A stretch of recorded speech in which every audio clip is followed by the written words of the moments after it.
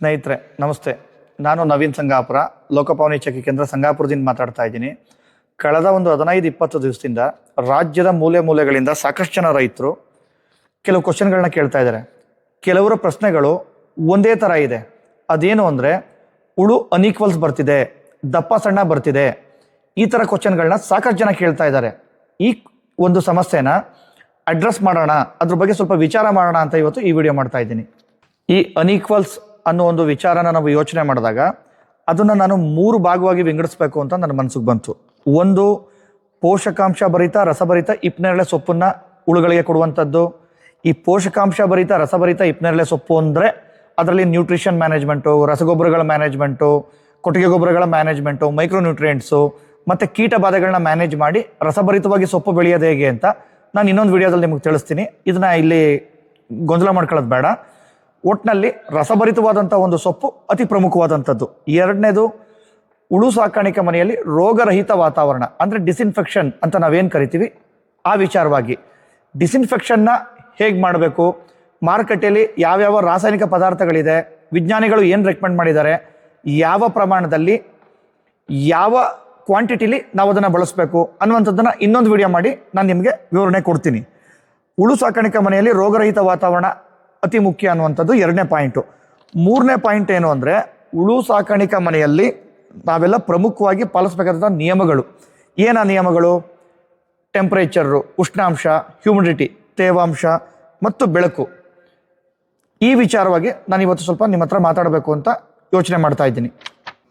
ಮತ್ತು ಈ ಉಷ್ಣಾಂಶ ಅಂತ ಬಂದಾಗ ನಾನು ಸಾಕಷ್ಟು ರೈತರನ್ನ ಗಮನಿಸಿದ್ದೀನಿ ಸ್ನೇಹಿತರೆ. ಉಷ್ಣಾಂಶ ಮತ್ತು ತೇವಾಂಶನ ಖಂಡಿತವಾಗ್ಲೂ ರೈತ ಬಂದವರು ಇನ್ನೂ ಕರೆಕ್ಟಾಗಿ ಅರ್ಥ ಮಾಡ್ಕೊಂಡಿಲ್ಲ, ಮತ್ತು 100ರಲ್ಲಿ 90 ಭಾಗ ರೈತರು ಅದನ್ನು ಅನುಸರಿಸ್ತಿಲ್ಲ ಅಂತ ಹೇಳಲಿಕ್ಕೆ ನನಗೆ ಬೇಜಾರಾಗುತ್ತೆ. ಯಾಕೆ ಅಂದರೆ ನಾನು ಏನೂ ನಿರ್ವಹಣೆ ಮಾಡದೇ ಇರುವಂಥ, ಅಂದರೆ ಟೆಂಪ್ರೇಚರ್, ಹ್ಯೂಮಿಡಿಟಿನ ನಾವು ಕೃತಕವಾಗಿ ನಿರ್ವಹಣೆ ಮಾಡದೇ ಇರುವಂಥ ಈ ನನ್ನ ಉಳು ಮನೆಯಲ್ಲಿ ಖಾಲಿ ಇದ್ದಾಗ, ಉಳು ಇಲ್ಲದೆ ಇದ್ದಾಗ ನಾನೊಂದು ವಾರದಿಂದ ರೆಕಾರ್ಡ್ ಮಾಡಿದ್ದೀನಿ. ಟೆಂಪ್ರೇಚರ್ ಮತ್ತು ಹ್ಯೂಮಿಡಿಟಿ ಎಷ್ಟು ವಿಚಿತ್ರವಾಗಿದೆ ಅಂದರೆ ನೀವು ಕೇಳಿದ್ರೆ ಆಶ್ಚರ್ಯ ಆಗುತ್ತೆ ಸ್ನೇಹಿತರೆ. ಅರ್ಲಿ ಮಾರ್ನಿಂಗು ಒಂದು 3:30-4 ಗಂಟೆ ಸಮಯದಲ್ಲಿ ಟೆಂಪ್ರೇಚರು 16 ಡಿಗ್ರಿ 17 ಡಿಗ್ರಿಗೆ ಬಂದ್ಬಿಡುತ್ತೆ. ಮತ್ತೆ ಮಧ್ಯಾಹ್ನ 24-25 ಡಿಗ್ರಿಗೆ ಹೋಗುತ್ತೆ. ಹ್ಯೂಮಿಡಿಟಿ ಈಗ ಚಳಿಗಾಲ ಆಗಿರೋದ್ರಿಂದ ತೇವಾಂಶ ಎಷ್ಟು ಕೆಡತಾಗಿದೆ ಅಂದರೆ ವಾತಾವರಣದಲ್ಲಿ ಬರೀ 25%, 30%, ಅತಿ ಹೆಚ್ಚು ಅಂದರೆ 35% ಅಷ್ಟೇ ಹ್ಯೂಮಿಡಿಟಿ ಇರುವಂಥದ್ದು. ಉಳು ಶೀತರಕ್ತ ಪ್ರಾಣಿ. ಅದಕ್ಕೆ ಟೆಂಪ್ರೇಚರ್ನ ದೇಹದಲ್ಲಿ ಡೆವಲಪ್ ಮಾಡುವಂಥ ಯಾವುದೇ ಮೆಕ್ಯಾನಿಸಮು ರೇಷ್ಮೆ ಹುಳುನಲ್ಲಿ ಇಲ್ಲ. ಅದೇ ಮನುಷ್ಯ, ನಾವೆಲ್ಲ ಬಿಸಿ ರಕ್ತ ಪ್ರಾಣಿಗಳು. ನಮ್ಗೆ ಹಾರ್ಟ್ ಇದೆ, ಅದು ಪಂಪ್ ಮಾಡುತ್ತೆ. ಟೆಂಪ್ರೇಚರ್ ಕಮ್ಮಿ ಆದರೆ ಜಾಸ್ತಿ ಮಾಡ್ಕೊಳ್ಳುತ್ತೆ, ಕಮ್ಮಿ ಮಾಡ್ಕೊಳ್ಳುತ್ತೆ. ದೇವರು ನಮ್ಗೆ ಆ ಥರದ್ದೊಂದು ಸಿಸ್ಟಮ್ ಕೊಟ್ಟಿದ್ದಾನೆ. ಬಟ್ ಈ ನಮ್ಮ ರೇಷ್ಮೆ ಹುಳು ಇದೆಯಲ್ಲ, ಅದು ಶೀತ ರಕ್ತ ಪ್ರಾಣಿ. ಅದಕ್ಕೆ ಇಂಟರ್ನಲ್ಲಿ ಅಂದರೆ ಅಂತರಂಗದಲ್ಲಿ ಅದಕ್ಕೆ ಆ ಥರದೊಂದು ವ್ಯವಸ್ಥೆ ಇಲ್ಲ.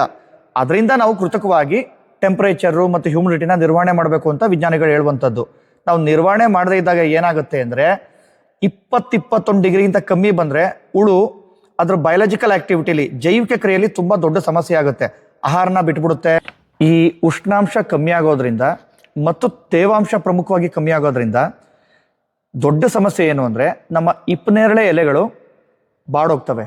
ನೀವು ನೋಡಿರ್ತೀರಿ ಸ್ನೇಹಿತರೆ, ನಾನು ಸಾಕಷ್ಟು ಉಳು ಮನೆಗಳಲ್ಲಿ ಹೋಗಿ ಗಮನಿಸಿದ್ದೀನಿ. ಅವ್ರು ಹಾಕಿದ ಸೊಪ್ಪು 1.5-2 ಗಂಟೆ ಒಳಗಡೆ ಒಣಗಿದ ಹಪ್ಪಳ ಥರ ಆಗಿರ್ತದೆ. ಅಂದರೆ ಅದರಲ್ಲಿ ರಸನೇ ಇರಲ್ಲ. ಈ ಥರದ ಸೊಪ್ಪನ್ನು ತಿಂದಂಥ ಹುಳುಗಳು ಹೆಂಗೆ ಸದೃಢವಾಗಿ ಗುಣಮಟ್ಟದಲ್ಲಿ ಬೆಳಿಲಿಕ್ಕೆ ಸಾಧ್ಯ ಇದೆ?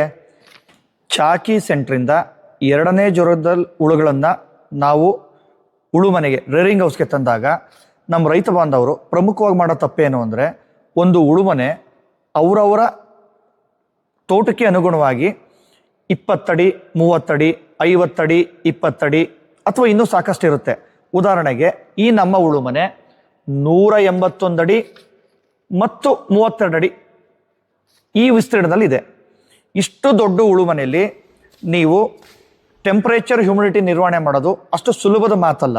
ಮತ್ತು ಪ್ರಾರಂಭದ ಹಂತದಲ್ಲಿ ಅಂದರೆ 2ನೇ ಜ್ವರದ ತಂದ ಹುಳುಗಳನ್ನ 3ನೇ ಜ್ವರದವರೆಗೆ, 3ನೇ ಜ್ವರದಿಂದ 4ನೇ ಜ್ವರದವರೆಗೆ, 4ನೇ ಜ್ವರದಿಂದ ಅದು ಹಣ್ಣಾಗೋವರೆಗೆ, ಈ ಥರ 3 ಭಾಗಗಳಲ್ಲಿ ಮನೇನ ನೀವು ಈ ಥರ ವಿಂಗಡಿಸಿ ಒಂದು ಟೆಂಪ್ರೇಚರ್ ಮತ್ತು ಹ್ಯೂಮಿಡಿಟಿನ ನಿರ್ವಹಣೆ ಮಾಡಲಿಕ್ಕೆ ಅನುಕೂಲ ಆಗೋ ಥರ ಒಂದು ಶೇಡ್ ನೆಟ್ಟಲ್ಲೋ ಅಥವಾ ಯಾವುದ್ರಲ್ಲೋ ಒಂದು ಕಂಟ್ರೋಲ್ ವಾತಾವರಣದಲ್ಲಿ ಇಟ್ಕೋಬೇಕು. ಯಾಕೆ ಅಂದರೆ ನಾವು ಹುಳುವಿನ ಜೀವಿತಾವಧಿ 25ರಿಂದ 26 ದಿವಸ. ಚಾಕಿ ಸೆಂಟ್ರಲ್ಲಿ ಆಲ್ರೆಡಿ ಒಂದು 8 ದಿವಸ ಆಗ್ಬಿಟ್ಟಿರುತ್ತೆ. ಒಂದು 17ರಿಂದ 18 ದಿವಸ ಮಾತ್ರ ನಮ್ಮ ರೇಷ್ಮೆ ಹುಳು ನಮ್ಮ ಮನೆಗಳಲ್ಲಿ ಇರುತ್ತೆ.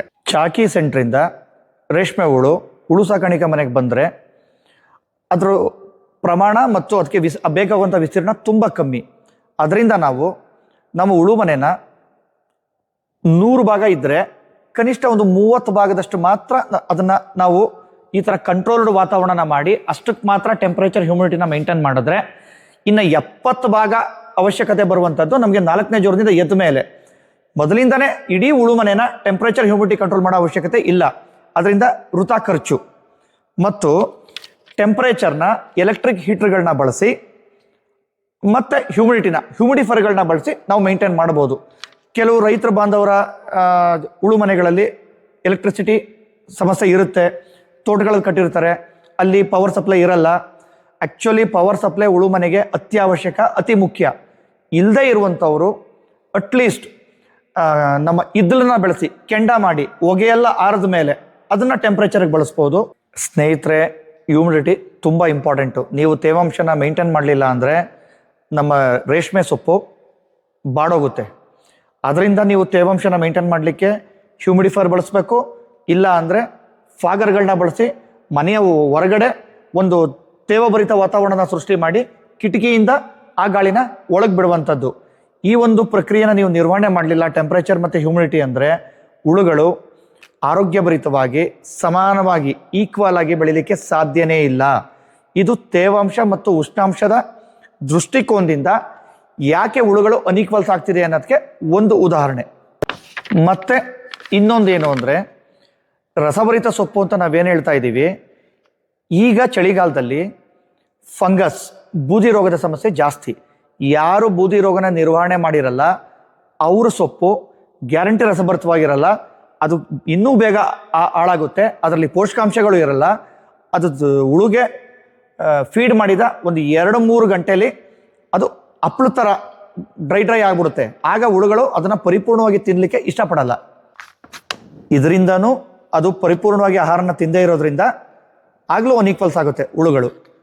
ಮತ್ತು ಕೆಲವು ರೈತ ಬಾಂಧವರು ನನಗೆ ಈ ಅನ್ಈಕ್ವಲ್ಸ್ ಆದ ಹುಳುಗಳು ಸಪ್ಪೆ ರೋಗಕ್ಕೆ ಸುತ್ತಾದದನ್ನು ನಾವು ಗಮನಿಸ್ತಾ ಇದ್ದೀವಿ ಅನ್ನುವಂಥ ಒಂದು ಕ್ವಶನ್ನ ಕೇಳಿದರು. ನಾನು ಹೇಳೋದು ಸ್ನೇಹಿತರೆ, ಕೆಲವು ರೈತರಿಗೆ ಏನು ತಲೆಯಲ್ಲಿದೆ ಅಂದರೆ, ಈ ಸುಣ್ಕಟ್ಟು ರೋಗ ಬರುವಂಥದ್ದು ಬರೀ ಚಳಿಗಾಲದಲ್ಲಿ ಮಾತ್ರ, ಈ ಸಪ್ಪೆ ರೋಗ, ಹಾಲು ತುಂಡೆ ರೋಗ ಬರುವಂಥದ್ದು ಅತಿ ಹೆಚ್ಚು ಬೇಸಿಗೆ ಇರುವಂಥ ಕಾಲದಲ್ಲಿ ಮಾತ್ರ ಮತ್ತು ಮಳೆಗಾಲದಲ್ಲಿ ಮಾತ್ರ ಅನ್ನೋ ಒಂದು ಭಾವನೆ ಇದೆ.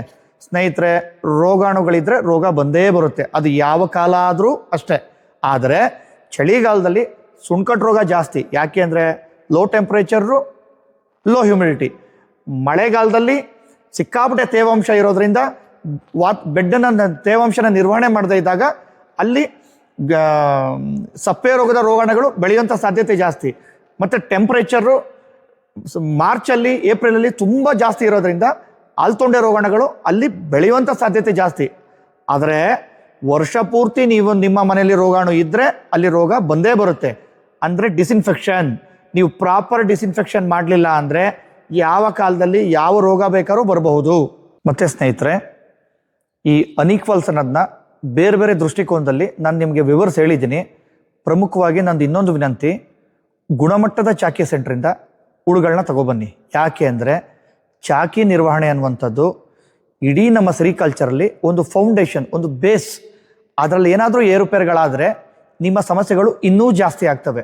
ಮತ್ತು ನಮ್ಮ ರೇಷ್ಮೆ ಕೃಷಿ ಒಂದು ಗಣಿತದ ಥರ. ನೀವು ಒಂದು ತಪ್ಪು ಮಾಡಿದ್ರೆ ನಿಮಗೆ ಉತ್ತರ ತಪ್ಪೆ. ನೀವು ಪರಿಪೂರ್ಣವಾಗಿ ಇದರಿಂದ ಲಾಭ ಪಡಿಬೇಕು ಅಂದರೆ ಪ್ರತಿಯೊಂದನ್ನು ಅತ್ಯುತ್ತಮ ಗುಣಮಟ್ಟದ ಚಾಕಿ, ಉತ್ಕೃಷ್ಟ ಗುಣಮಟ್ಟದ ಹಿಪ್ನೇರಳೆ ಸೊಪ್ಪು, ರೋಗಮುಕ್ತ ವಾತಾವರಣ ಇರುವಂತಹ ಮನೆ, ಟೆಂಪ್ರೇಚರ್ ಹ್ಯೂಮಿಡಿಟಿನ ಮೇಂಟೈನ್ ಮಾಡುವಂಥದ್ದು, ಮತ್ತು ವೆಂಟಿಲೇಷನ್ನು, ಹುಳು ಮನೆಯಲ್ಲಿ ವೆಂಟಿಲೇಷನ್ನು, ಈ ಥರ ಪ್ರತಿಯೊಂದನ್ನು ನಿರ್ವಹಣೆ ಮಾಡಿದ್ರೆ ಅಷ್ಟೇ ನಾವು ಅದರಲ್ಲಿ ದೊಡ್ಡ ಯಶಸ್ಸು ಗಳಿಸ್ಲಿಕ್ಕೆ ಸಾಧ್ಯ. ರೇಷ್ಮೆ ಕೃಷಿ ಒಂದು ವಿಸ್ತಾರವಾಗಿ ಅಗಾಧವಾಗಿರೋದ್ರಿಂದ ಒಂದೇ ವಿಡಿಯೋದಲ್ಲಿ ಎಲ್ಲ ಹೇಳಲಿಕ್ಕೆ ನಿಮಗೆ ಬೋರ್ ಆಗುತ್ತೆ. ಹಂತವಾಗಿ ಪ್ರತಿಯೊಂದು ವಿಭಾಗನೂ ನಿಮಗೆ ವೈಜ್ಞಾನಿಕವಾಗಿ ವಿವರಿಸಲಿಕ್ಕೆ ನಾನು ಪ್ರಯತ್ನ ಮಾಡ್ತೀನಿ. ಥ್ಯಾಂಕ್ ಯು, ಧನ್ಯವಾದ.